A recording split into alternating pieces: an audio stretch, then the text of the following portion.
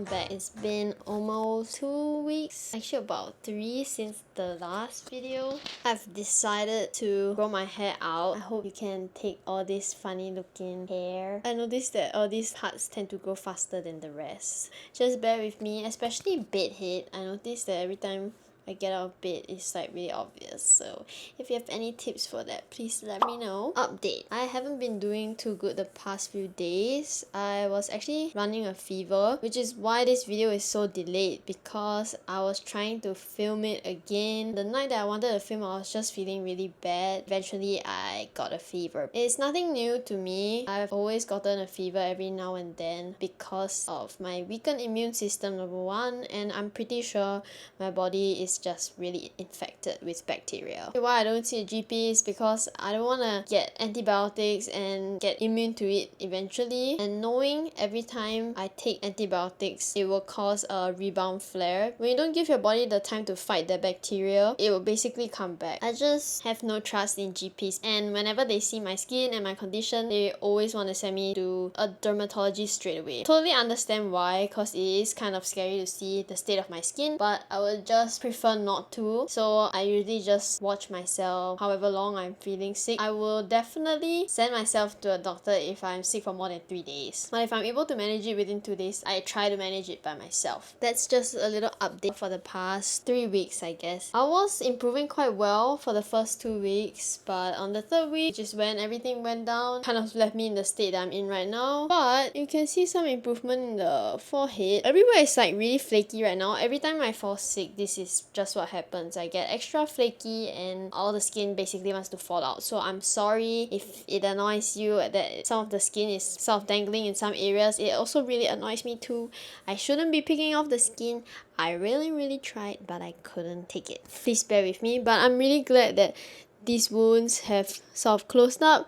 But you know, when one wound closes up, the others take turns, so you win some, you lose some. Anyway, in today's video, we're gonna talk about the treatments that I've done, a tiny review on it, and what I've learned from them. Upon landing in Singapore, I made an appointment with the only CAP clinic in Singapore, which is Skin Health Centre. They were the first people I saw upon arriving to Singapore. I saw many positive reviews on CAP therapy, so I knew that this was an option I could explore. CAP therapy was developed by Dr. J, a doctor with over 10 years of experience with TSW. He created this machine with his father-in-law in Thailand, specifically to help people like me. During the consultation, they informed me that I had moisture withdrawal and advised me to stop using moisturizers. I was also cautioned that topical steroids severely compromise your skin, specifically your skin barrier, making it susceptible to bacterial and fungal infections. They estimate that it would take at least 5 to 6 years for a full recovery of TSW and about 3 to 6 months to see some progress. Here's the cost breakdown. One session is $280. It would take you roughly 3 sessions per visit. That would equate to $840 per visit. The total cost for 3 months would end up being $8,640. Unfortunately, the cost was way too high for me. Even with the package discount, one visit would be $720.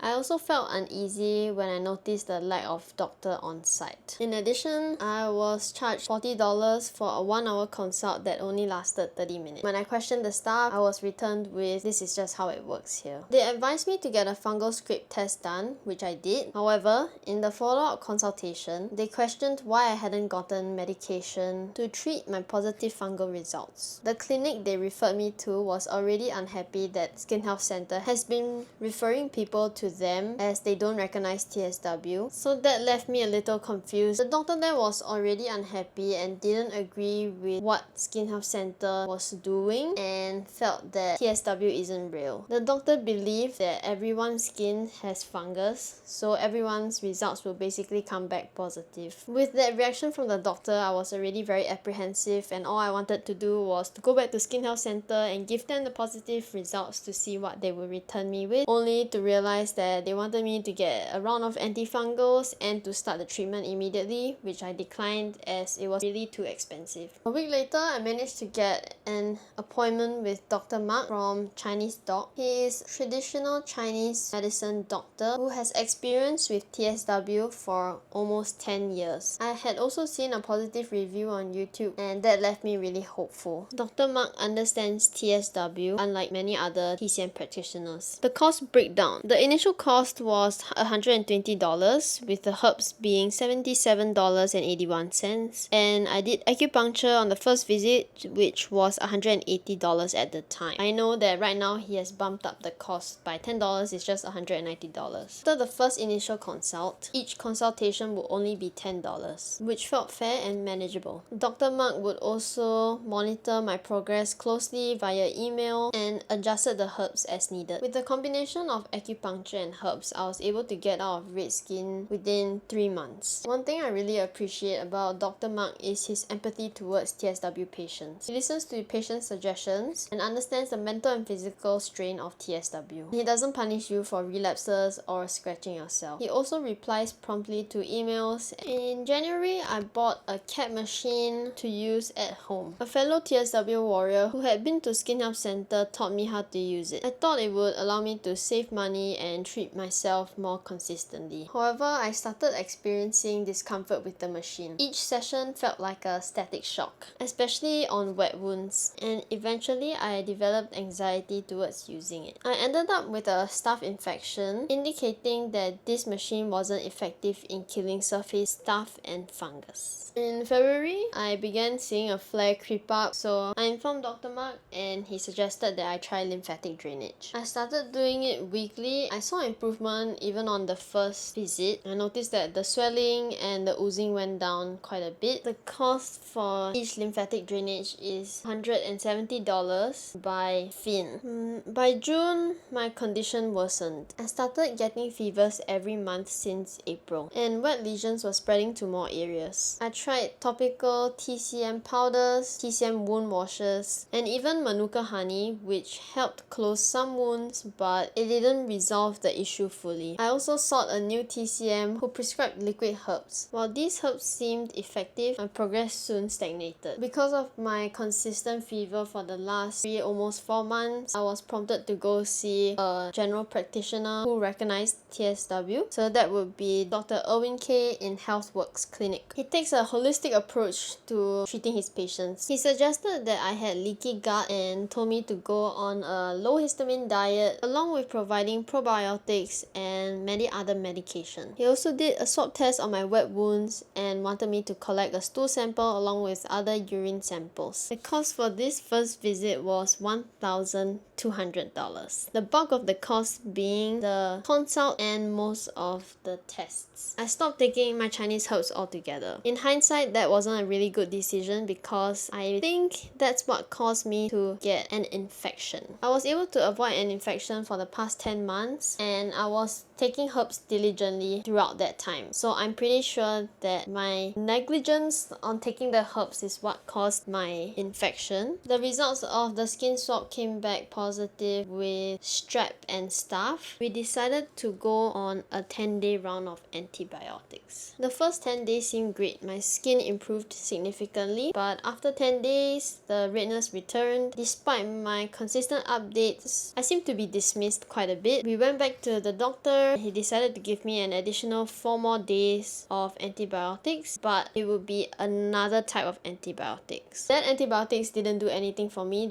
After the 4 days of additional antibiotics, I noticed that the redness was getting even more. I was updating him with pictures every day, but it didn't seem to alarm him because on camera it looked fine. And my stool test came back positive with candida, which prompted him to give me a round of antifungals for 5 days. After the antifungals, my skin got even redder. It just seemed like nothing was really happening. I felt like my skin was getting weaker. When I was using my my Rollo, the skin kept tearing. That was quite alarming to me, so I stopped using my Rollo. In this time, Dr. K told me to go back on moisturizers as the skin needs a barrier, and we were also using quite a bucket load of topical antibiotics and antibacterial washes, so I knew that would dry my skin out further. So I was quite okay with going back on moisturizers. Over time, I noticed that I started to look like red skin again, which prompted me to drop Dr. Mark an email, and then he made me a batch of herbs